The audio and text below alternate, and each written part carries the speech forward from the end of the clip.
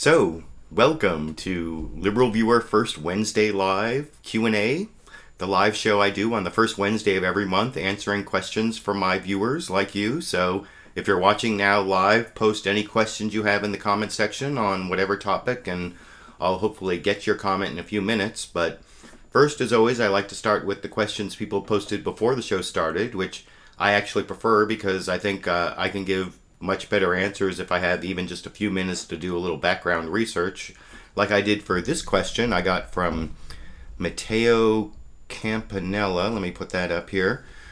This was posted right after LiberalViewer First Wednesday Live back on New Year's Day. Hey LiberalViewer, next time you get around to answering some questions, I was wondering if you could give your opinion on some of the more radical figures on the American left, those that call outright for a collapse of the current system. Chris Hedges comes to mind, but I'm sure you can think of others. Well, I don't know. I'm not like a huge student of the radical left, I have to say. Chris Hedges I wasn't that familiar with, but because I got the question 4 weeks ago, I was able to read through this speech that Chris Hedges gave. This was posted just a couple days ago, just a couple weeks ago, on January 26, 2014. And it's a Chris Hedges speech that you can listen to, and then there's also a transcript called "The Myth of Human Progress and the Collapse of Complex Societies." And it's basically a pretty pessimistic look at what our future holds. Basically, corporations in control.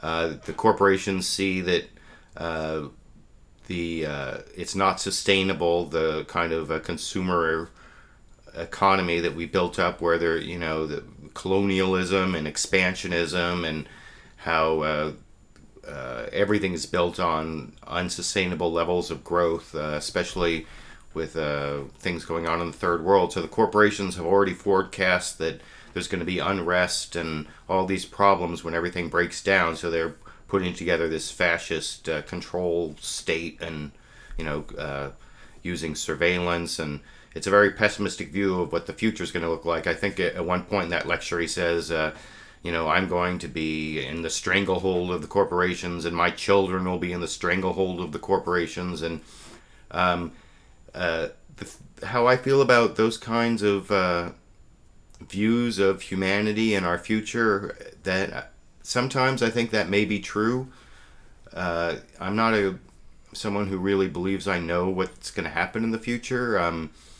There have been a lot of dystopic visions in the past that haven't really come true, and then some things have happened that are worse than anyone ever imagined. So I don't think anyone really has a lock on what's going to happen in the future.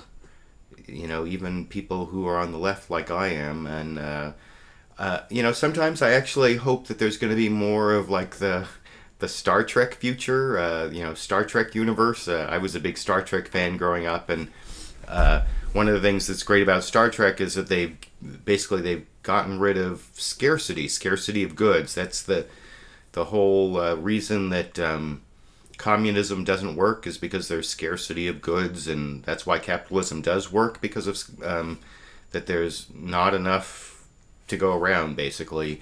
And if that problem could be overcome, like in Star Trek universe, it seems like my whole life we've been like 10 or 20 years away from the ability to have like controlled nuclear fusion, which would be like limitless energy, pretty much, limitless, cheap, non-polluting energy that would be change all of humanity, or the humanity's view of itself. Would kind of make the having to scratch for a living, scrape out a living, and trying to get what you can because of the scarcity of goods wouldn't be necessary anymore. And I'm hopeful that maybe something like that will happen in the future, but maybe it'll be kind of like Chris Hedges saw, that we're going to be fighting the corporations' control of the decline of civilization or something like that. But I don't know. That's not a very good answer, I guess, to the question, but because I'm not really a big student, like I said, of left-wing radicals, and I only basically am reacting to what I read from that Chris Hedges speech that I linked to. And by the way, I put a link to all the answers to the questions that were posted beforehand. If I discuss something like that Chris Hedges speech, I put a link to it down in the video description so you can go read it yourself and come up with your own opinion. But I'm going to get to the second question here that I had posted before I started, and I'm going to do, while I'm off camera, I'm going to do a quick little Marco Rubio here. Joel James asked, question for Wednesday, and this is also like 4 weeks ago.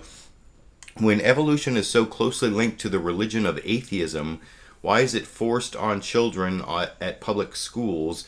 They should at the very least spend an equal amount of time on the other theory of biblical creation, surely.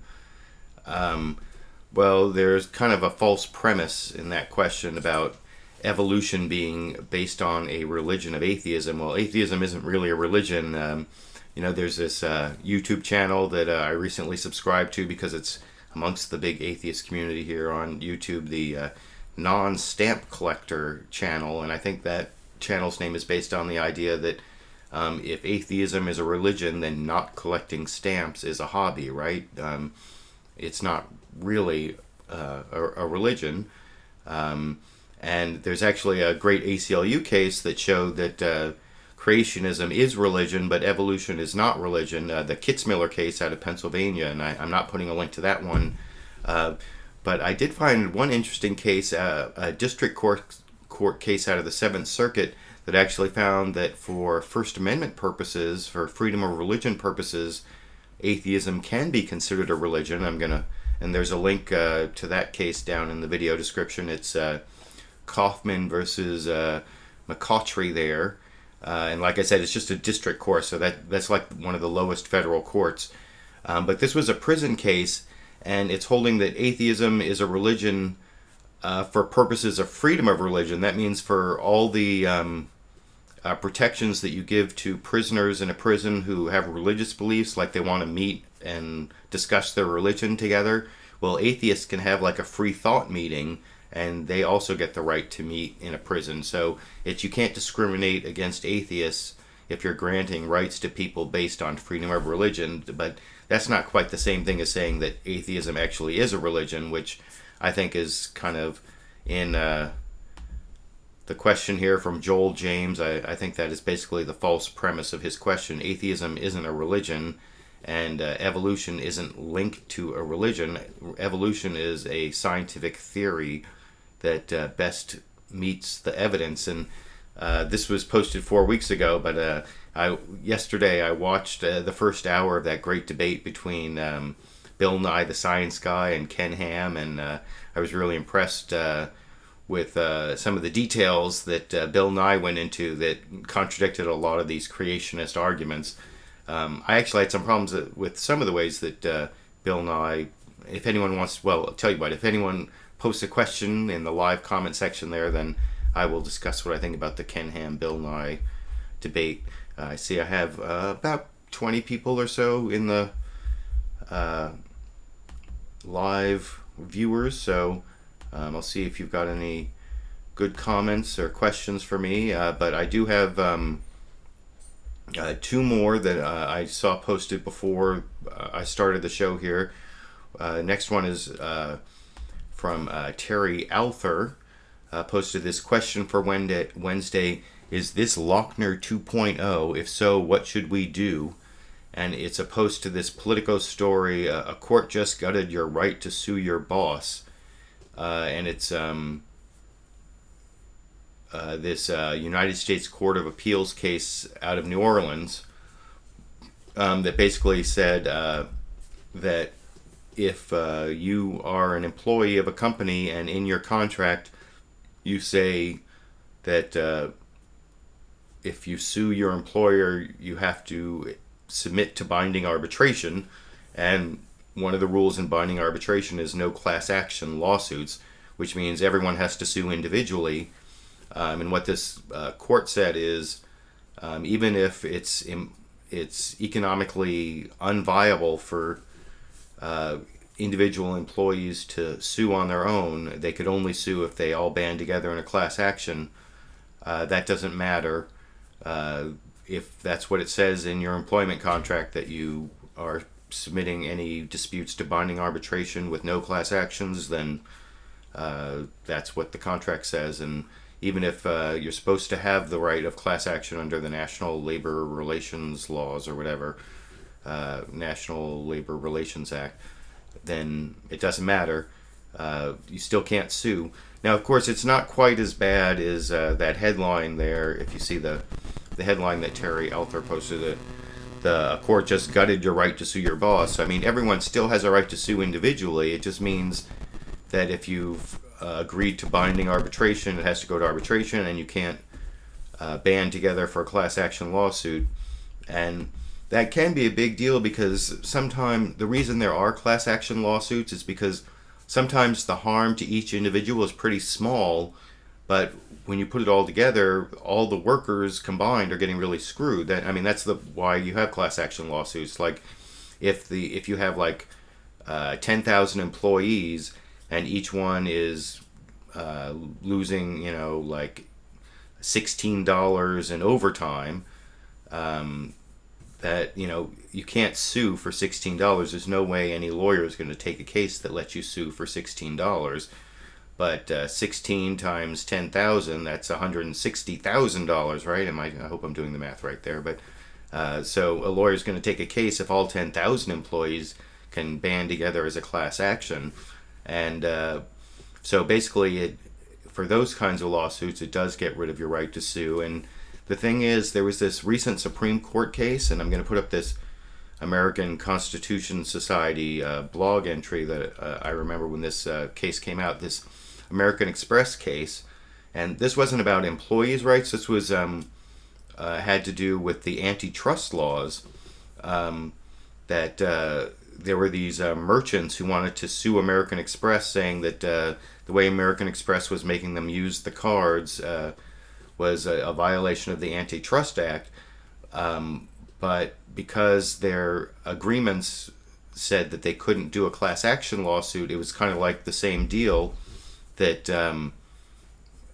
it didn't make sense that no one could make enough money from an individual lawsuit to be able to sue without a class action lawsuit.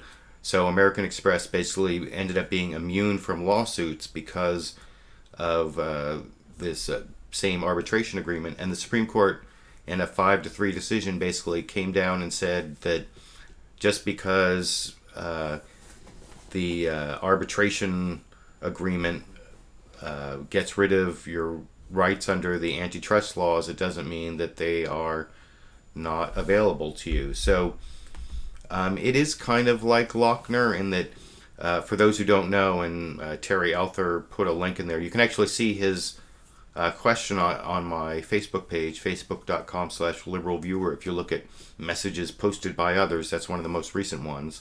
And Lochner was a case back from the early 20th century, before the New Deal and FDR basically broke through that Supreme Court era, by threatening to pack the court with additional justices, and then that's like the switch in time that saved 9 or whatever, so that we still have 9 Supreme Court justices, what they call it when you study in history. The Lochner court used to say that basic worker protections like maximum hours that bakers could work per week, that may be the actual facts of Lochner, I can't remember. I think it might have been maximum hours bakers could work, but so like and minimum wage laws and anti-child labor laws, all of those were a violation of the freedom to contract, and so those laws were struck down universally. And so this is kind of like Lochner, except it's much more individualized. It's like each employer can subvert the antitrust laws or the labor laws by making agreement with their employees or with merchants or whatever that makes them go into binding arbitration with no class action ability. But the good news is that there is a real easy legislative fix. You just have to change the laws so that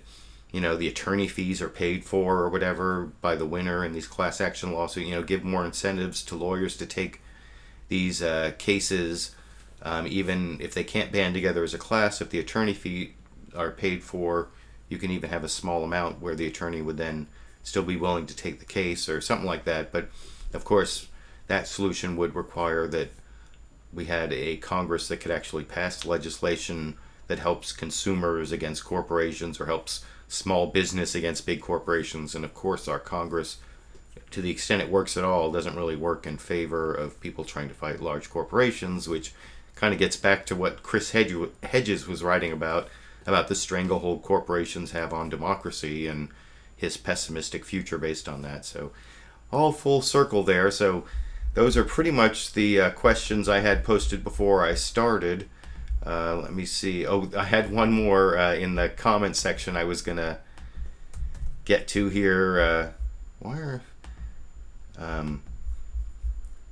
Yeah, I noticed that Pat's Rule 213, just before I started the show, said, I said it last first Wednesday live, and I'll say it again, LiberalViewer for president in 2016. Well, I certainly appreciate the vote of confidence, but I don't think you'll be seeing me run for president anytime soon. I think what I said last New Year's Day when I did LiberalViewer first Wednesday live on January 1st is that I'm not really a politician. I think when people ask me questions, the first thing that comes to my mind is usually what is the best, most truthful answer. And somehow I don't think that's what comes to politicians' minds when they hear questions. They usually go straight to their talking points or, I guess I did used to be a criminal defense attorney, so I used to think more like a politician in that I would always try to think, what can I say that best advances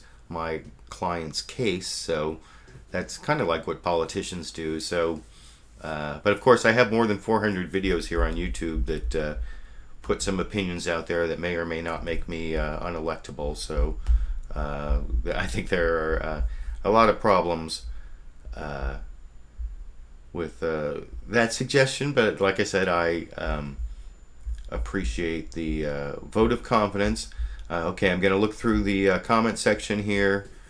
Malkadon says, I would suppose he would be the loudest voice in the room. I'm not sure what that's a response to, but I believe you're talking about this book right behind me here that I haven't been able to read yet, but I did see the author, Gabriel Sherman. Here, let me put it up here a little so you can see.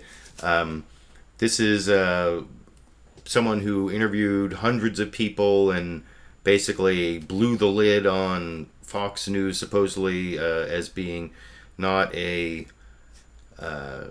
news organization, but being a political operation that happens to employ journalists. I showed a clip from him. Oop, I don't know if that's the most attractive pose for me there, but so yeah, I'm hoping to finish reading this book and possibly doing a book review video on it, also using some clips of some of the interviews he's given, because of course, having done hundreds of Fox News bias videos, I have an opinion on what I think he's talking about in the book, but of course I want to read the book before I review it, so that's something I'm hoping to do sometime in the near future. But thank you, Malkadon, for that comment so I can talk about that. Clip Culture 5 says Asimov's future was also nice.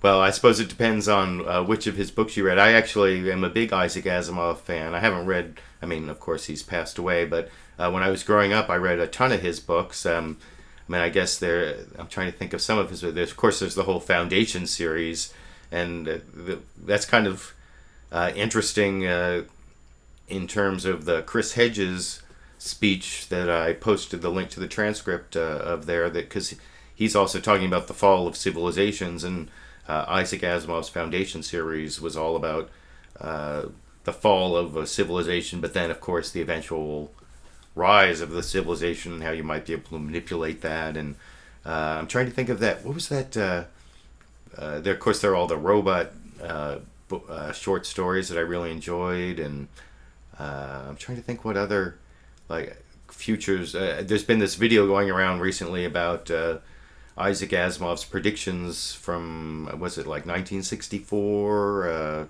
something like 50 years. I can't remember exactly what year, but how many of his predictions have come true. So yeah, no, Isaac Asimov is a great writer and a great popularizer of science, and I read many of his fiction and even a lot of his nonfiction when I was growing up. So I would, even though some of it is now outdated because there are so many more facts about our solar system and our universe that he didn't know when he wrote some of those nonfiction things.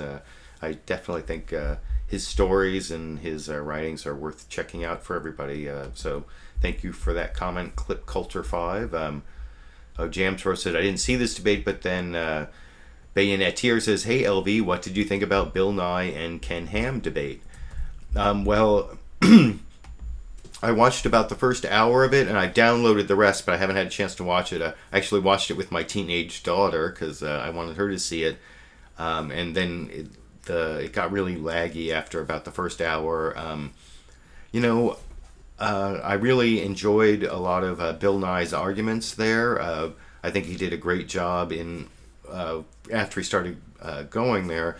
I didn't really like the way he started out, and they both had like these 2 5-minute introductions, and Bill Nye for some reason spent like half his introduction talking about his bow tie, which that didn't seem all that productive to me. But he made a lot of arguments that of course the creationism is not really a rational approach to the universe. It's basically based on belief in a specific ancient text, and that was one of like the low points in Ken Ham's arguments, is when he was asked, is there any evidence that would change your mind? And basically, no. He said, at least he was honest to say no. There's nothing that's going to change his mind because he has faith in the Bible and the Word of God and the Bible, according to him. So evidence is not going to change his faith. And of course, Bill Nye was able to say if something comes up, that's one of the great things about science is, new facts can change the minds of rational people. And so it kind of shows who's rational and who's not rational. I watched a little of this live broadcast from some other YouTubers before the debate. I think, I hope I get the name of it's Skeptic Fence, I think, skepticfence.com. And there were several atheist YouTubers talking about the debate. And one of the things that they said, I heard they were talking about, and I can't remember who said it, that maybe the best thing that will come out of the debate is that a few of the creationist arguments that we hear over and over again will finally be debunked so badly that they won't use them anymore. But, I didn't really see the debate that way. People said Bill Nye won, and of course I think his arguments were better, but I'm not sure he did such a good job that he would convince either the committed creationists or even necessarily those who were like the low information viewers. And I watched it with my teenage daughter who still, she's still sort of coming up with her conception of the universe, and she's a very intelligent teenager, but she's still not the most sophisticated. She's not an adult sophisticated viewer, and I was interested to see how she could see some of the both sides.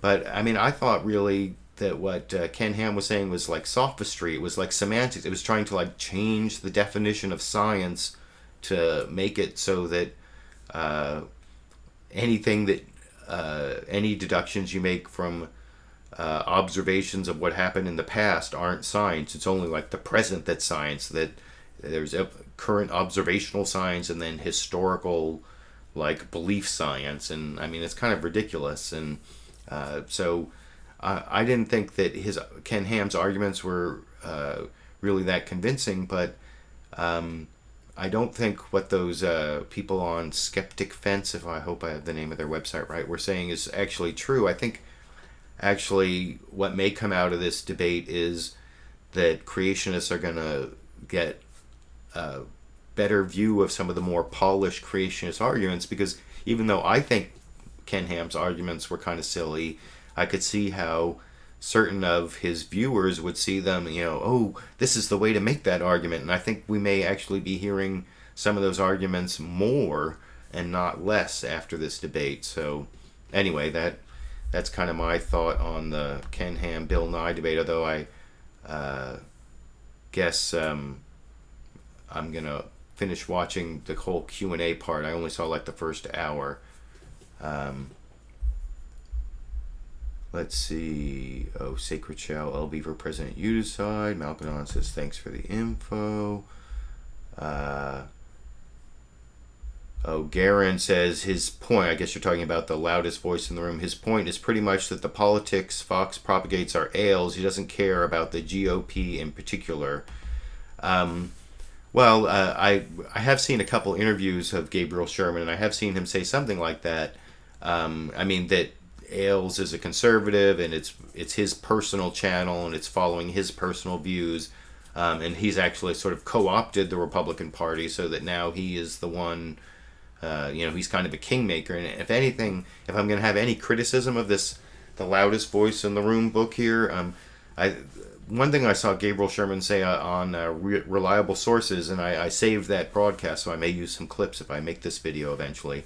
I saw him say that Fox News and Roger Ailes have successfully hidden this fact that they're a political operation and not a news organization from the American public. How have they pulled the wool over the American public's eyes for all this time? But somehow I don't think that was actually a big secret for a lot of people.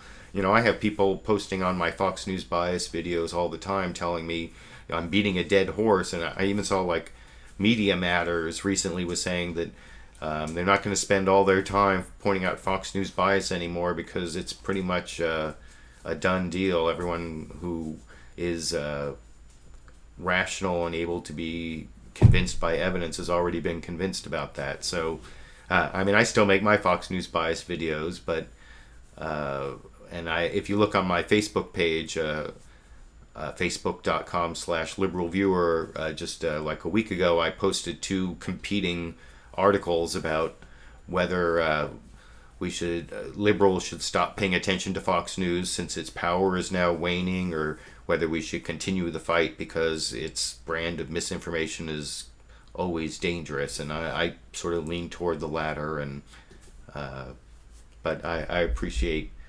that comment. And let's see. Cranes Not Skyhook says, wow, she's a teenager now. Man, I still remember her little kid voice from your first videos. Well, yeah, my daughter was 5 years old.